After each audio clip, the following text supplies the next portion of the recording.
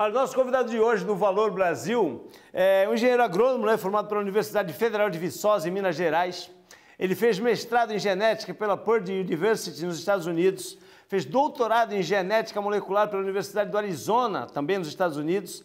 Pós-doutorado pelo Departamento de Agricultura da FAO, da ONU, lá em Roma, capital da Itália.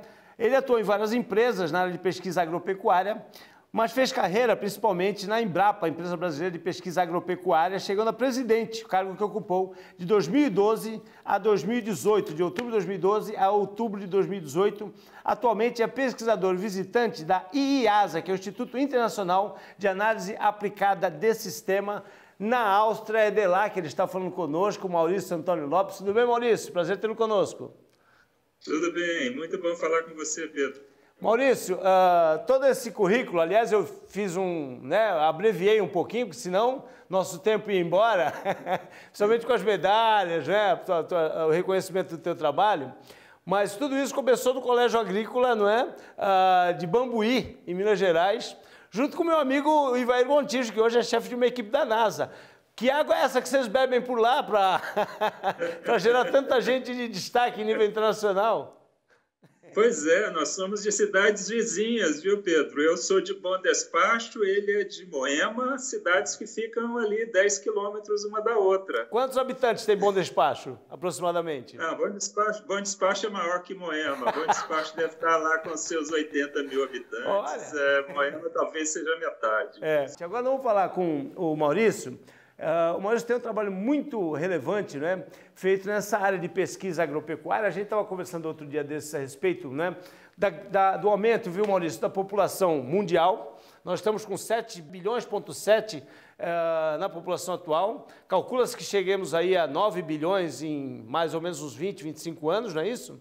Isso. E aí, evidentemente, né, que a bioindústria efetivamente pesquisa demais para saber como resolver essa equação.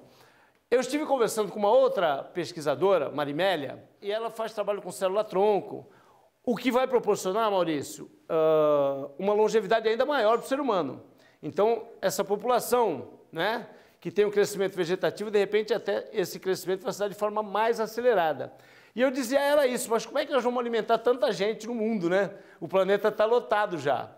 E ela me dizia que existe todo um processo de má distribuição de alimentos, de perda de alimentos. Hoje, algo em torno de 30% do alimento produzido acaba sendo desperdiçado, né? Então, eu queria começar por aí. Qual é a perspectiva de vocês, pesquisadores dessa área, em relação ao futuro da humanidade nos próximos 20 anos? Ô Pedro, eu acho que primeiro é importante a gente lembrar o que nós fomos capazes de fazer nas últimas décadas. O caso do Brasil. O Brasil era importador de alimentos. Até os anos 70, nós importávamos carne, arroz, feijão. Em pouco mais de 40 anos, o Brasil foi capaz não só de se tornar um país seguro do ponto de vista de alimentos, de produção de alimentos para a sua população, mas que isso o Brasil foi capaz de se projetar como um grande exportador de alimentos para o mundo. O Brasil hoje exporta alimentos para mais de 180 mercados ao redor do planeta. O que fizemos no curto espaço de 40 anos foi nada menos que extraordinário. E eu acho que isso nos dá esperança, Pedro, de realizarmos ou de superarmos os desafios que teremos daqui para 2050, quando espera-se cheguemos aí a 9 bilhões de habitantes no planeta. Mas a gente está falando de Brasil nesse caso específico, né? Mas em relação à população mundial, porque o Brasil hoje, aliás, o Brasil é o maior exportador de carne animal do mundo, né? Exato. Quando a gente fala em população mundial, eu tenho lido muito a respeito de fazendas de insetos, cidades de insetos. Em Estocolmo, né, na capital da Suécia, é um local que essa pesquisa já está muito avançada. Então, o ser humano vai efetivamente ter que se alimentar de inseto, carne sintética. Como é que estão os estudos nessa linha e as previsões em relação a isso? Eu acho que essas mudanças são inevitáveis, estão acontecendo e vão se intensificar no futuro.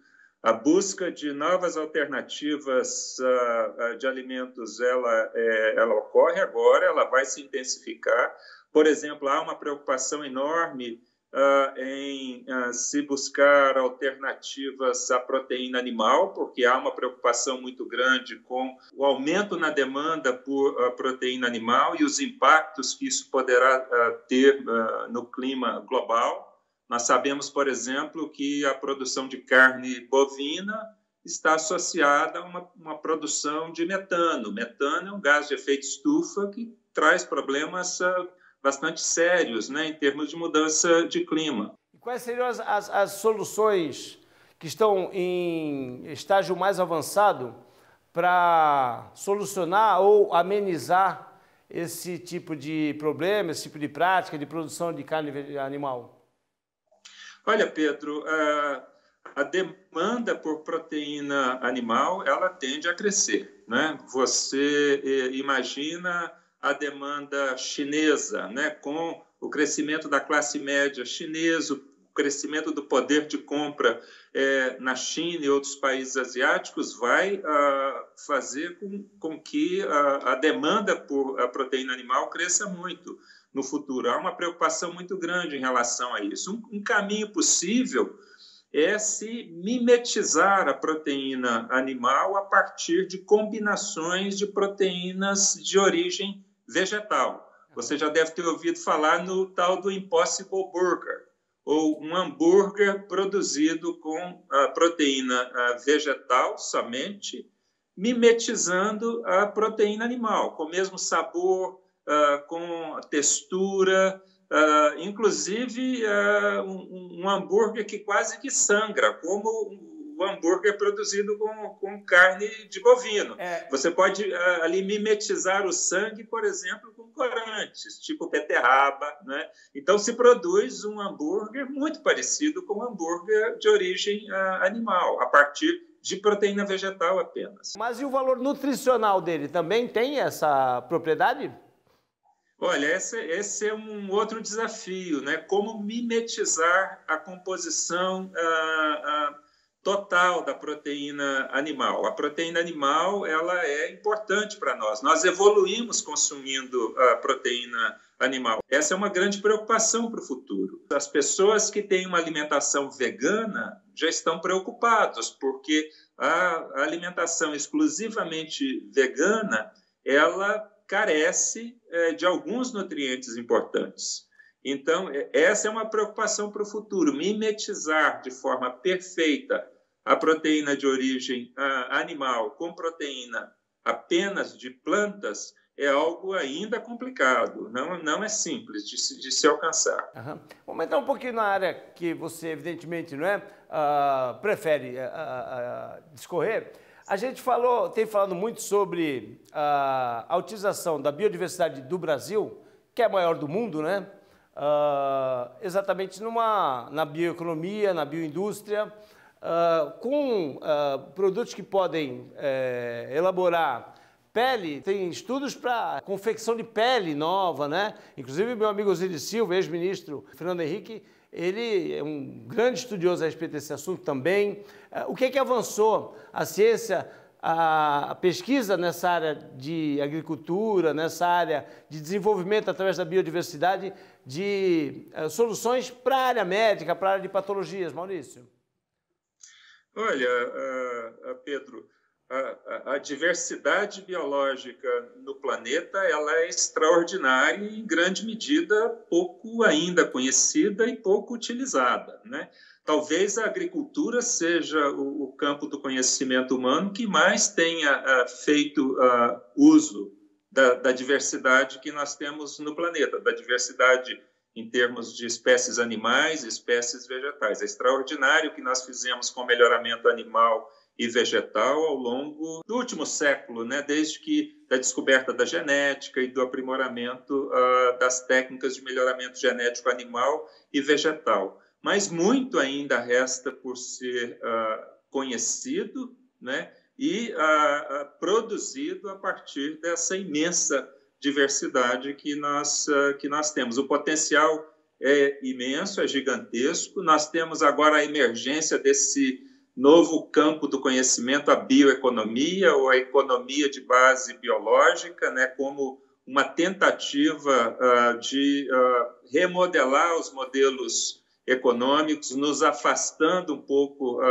das soluções baseadas em recursos não renováveis, como o petróleo, como o gás natural, como o carvão, né? Então, a biodiversidade pode ser uma fonte extraordinária, né, na busca da sustentabilidade. E aí, eu quero perguntar para o ex-presidente, né, do Embrapa, não é, que ficou durante 6 anos ali presidindo 2 mandatos, como anda o Brasil nessa área de pesquisa na bioeconomia, aproveitando a tal da biodiversidade, que seguramente a do Brasil é a mágica de todo o planeta, não é?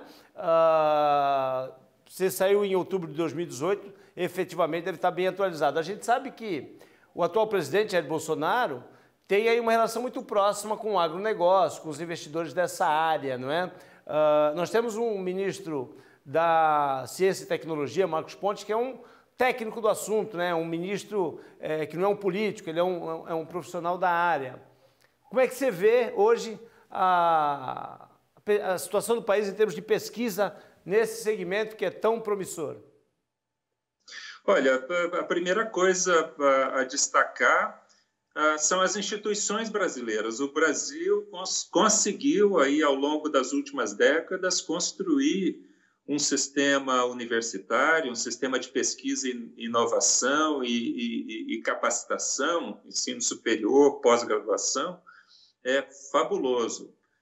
Nessa área das ciências biológicas, das ciências da vida, o Brasil tem uma capacidade muito significativa, né? Veja a Embrapa na área de pesquisa agropecuária, né? Uma instituição que busca desenvolver ou adaptar conhecimento de base biológica para a produção de alimentos, para a produção de energia renovável, né? Mas, obviamente, o Brasil ainda tem muito a fazer, né? Em termos, nós temos ainda um caminho relativamente longo a percorrer no sentido de aproveitar melhor essa coisa que a gente vem sempre destacando e relevando, né, como a grande promessa do Brasil, que é a sua biodiversidade. O Brasil é o país que está no topo da lista, né, de países mega diversos, né? É o país que tem a maior diversidade biológica no planeta. Nós falamos muito na Amazônia, mas não é só a Amazônia. O Cerrado é uma reserva extraordinária de diversidade biológica. A Caatinga é uma reserva de diversidade biológica extraordinária. Nós estamos aproveitando parte dessa diversidade, mas a gente precisa investir mais em ciência, a gente precisa investir mais em inovação, a gente precisa motivar mais as empresas brasileiras a se lançarem nesse campo. Maurício, que prazer falar com você. Aqui no Brasil, você reside onde? Minas Gerais? Não, minha residência é em Brasília. Brasília. Né? Porque esses anos em que estive à frente da empresa, a sede da empresa é Brasília, mas antes eu já havia atuado em unidades de pesquisa da Embrapa em Brasília, né? Comecei a minha carreira na Embrapa em Minas, né? Em Sete Lagoas, uma das unidades que nós temos lá em Minas Gerais. Perfeito. Eu estou lhe perguntando porque no seu retorno ao Brasil, quero ver se a gente consegue marcar um bate-papo presencial, para que a gente possa discorrer um pouquinho mais sobre esse universo rico aí de conhecimento que você tem e sobre os avanços da pesquisa nos grupos que você tem participado. Combinado, Maurício? Quando você voltar... Muito bem, vai ser um grande prazer, está prometido, tá? Quando eu retornar, gostaria muito de visitá-lo. Combinado, Maurício. Muito obrigado pela entrevista e até a próxima. Ok, Pedro. Grande abraço, sucesso aí para você. Muito obrigado para nós todos.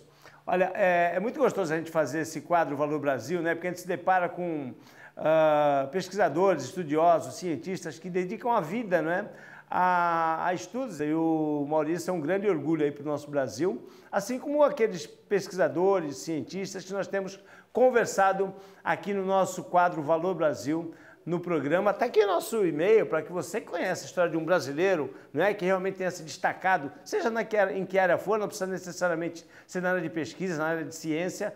Nós temos o maior prazer em contactá-los. Vou pôr a nossa vinheta no ar do Valor Brasil, no intervalinho nós voltamos, não sai daí.